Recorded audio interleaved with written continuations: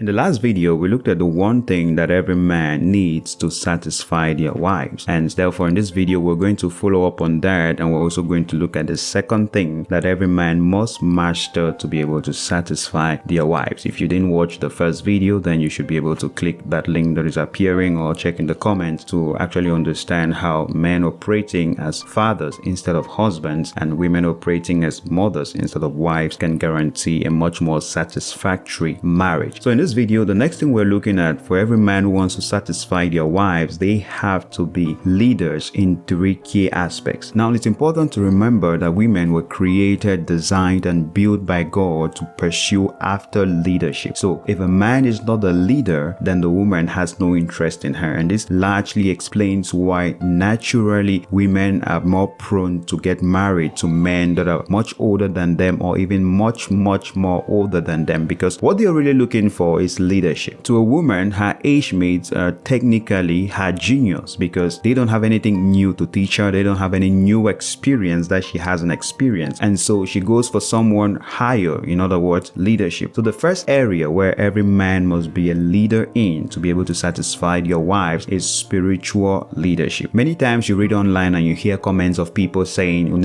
African women, for example, they have no difficulty, kneeling to their pastors, calling their pastors Papa and Daddy, but when they get home, they are calling their husbands by their names and disrespecting them without any submission. That, of course, is not correct, but we never look at the other side of the story. The question is, were the men operating in spiritual leadership before the women could easily leave them for another spiritual leader? Were the men studying the word, teaching them the word, teaching them about the principles of God, the relationship with the Spirit, answering their deep down felt spiritual questions? So if a woman is designed to follow after a leader and you're not a spiritual leader at home, she will naturally, subconsciously just find herself following the spiritual leader that is closest that she can find. So a man who wants to satisfy his wife must see to it that he's committed to the study of the word, to growing spiritually and growing in the Spirit of God, so that he always has something to teach his wife, to expand her thinking and draw her closer, to always keep wanting for more. Now, it's important and emphasize that this doesn't mean that you necessarily have to know more than her as far as spiritual matters are concerned, because people came to Christ at different levels. Your wife may have been in church in Christ, and so you just recently came to Christ, and it's obvious that you can automatically overnight know the scriptures better than her to teach her. That's not the objective, that you should know more than her, but the objective is that you should be able to know something new to offer beyond what she may already know. So even if the man got married as an unbeliever and he just recently gave his life to Christ, he still can study the word and read books and pray and fellowship to have maybe not everything to teach his wife, but at least one thing that wows her as a leader and that makes her eyes glow to keep seeking for more of that leadership. So that's that for the first. Looking at the second area, every man must be a leader in order to satisfy their wives, is intellectual leadership. And this is actually the area that is much more evident why women actually marry men who are older than them, because of the difference in intellectual capacity. But yet you may still find men who are younger than a woman but who have developed their frame of thinking, and you always hear a woman says, I just like the way he thinks, he's so responsible, he thinks like a mature man. Women say, I want a mature man. They're looking at intellectual leadership. This of course entails the man developing his mental capacity, whether through formal education and going for more studies, or generally just through reading books and reading different aspects to just keep improving their minds. And likewise, just like I said earlier, it doesn't mean that because your wife has a PhD and for you to be the leader at home intellectually, you also have to go and get 2 PhDs so that now you're ahead of her. Not necessarily. You don't necessarily have to know everything, but you have to know enough about almost everything to the point where you can actually teach her something new. You can hold a conversation in different topics, and you're not just close-minded. Anything out of your field, you're not interested. That is not intellectual leadership. This is precisely why in the past men didn't think of it as a good idea to send women to school, because they didn't want to improve themselves intellectually, and they knew that the moment the woman is improved intellectually, she starts seeking for more, so she eventually leaves the illiterate husband and pursues after the literate person out there. However, thank God we are not in ancient times, but as a man, don't just feel comfortable with your wife improving her intellectual capacity capacity and you're not doing the same. Because eventually communication in such a home where there is a large discrepancy between intellectual capacity dies, and communication being the lifeblood of the marriage, that automatically means the marriage is also on the brink of dying, because you meet couples that are so intellectually far apart that they can actually engage a conversation and actually understand each other. Sometimes even as far as the point of vocabulary, where your partner may use an idiom or use a metaphor, and because you have no clue what that is, you think you're being insulted, and that of course will be a source of unnecessary tension. And finally, the third area that a man must be a leader in if he wants to satisfy his wife is, of course, you know, that financial leadership. This is precisely why the whole progressive concept of marriage as being 50-50 is not only demonic, but it's stupid, and is actually responsible for the so many dead marriages that we have witnessed or we are witnessing in our time, because women will tell you your money tastes better. That is a fact. So when we're talking of financial leadership, just like I said earlier, it doesn't matter if she's earning more than you. As a man who wants to satisfy his wife, you must see to it that you're leading financially, in the sense that you're growing your knowledge and understanding to be able to earn enough to surprise her beyond what she already knows. Because the whole point of leadership, remember, is to go beyond what I know. The word lead literally means to take something from where it is and take it further to something new or someplace new. So when we're saying you're a leader financially, it means that you're putting in enough effort to be able to show your wife something new as far as finances are concerned. Because you often see when a man is not a leader financially, his name moves from honey and baby and sweetheart to suddenly Mr. John, or the father of Joshua, or Mary's dad. So a man who has financial leadership and can satisfy his wife is the man who can surprise her with gifts, or surprise her with a vacation, or surprise her with something that depends on finances that she didn't think possible. You see, that is leadership. You're going beyond. It must not be extravagant like I just mentioned, but it has to be unpredictable. I mean, that's literally why the scriptures say if a man cannot provide for his own household, he's worse than an infidel, worse than an unbeliever. We're talking about a Christian man is worse than someone who has never come to Christ simply because they're unable to lead financially to meet the needs of their household. We can actually see all of this in Proverbs chapter 24 verse 3 and 4. It tells us, through wisdom a house is built, and by understanding it is established. Verse 4 tells us, by knowledge the rooms are filled with all precious and pleasant riches. Now we know the scriptures tell us Christ is the wisdom of God, and so you can't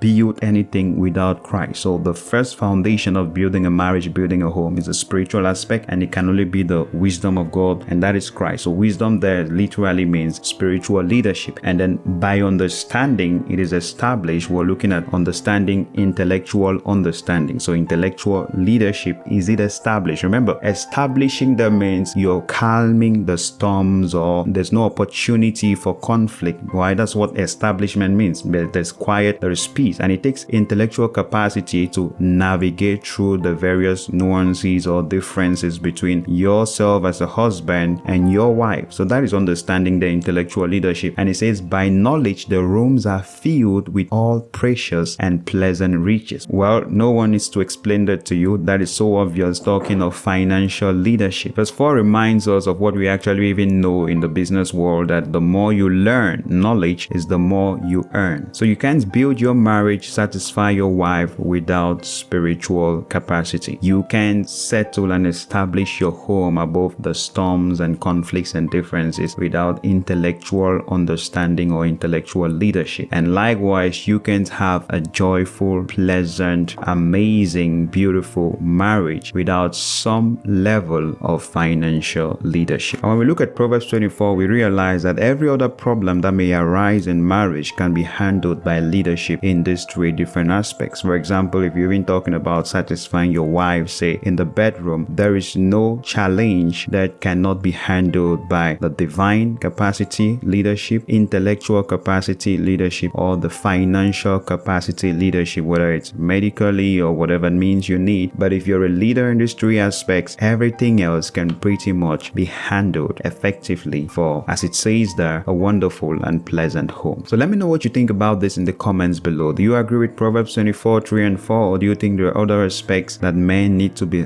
leaders in for the effective functioning of their home and satisfaction of their wives. If you enjoyed the video, please give it a thumbs up and subscribe if you're new to the channel. A big thank you to our patrons for helping us create this content. You too can support this channel. The link is down below. Thank you so much for watching, and until the next video, stay blessed.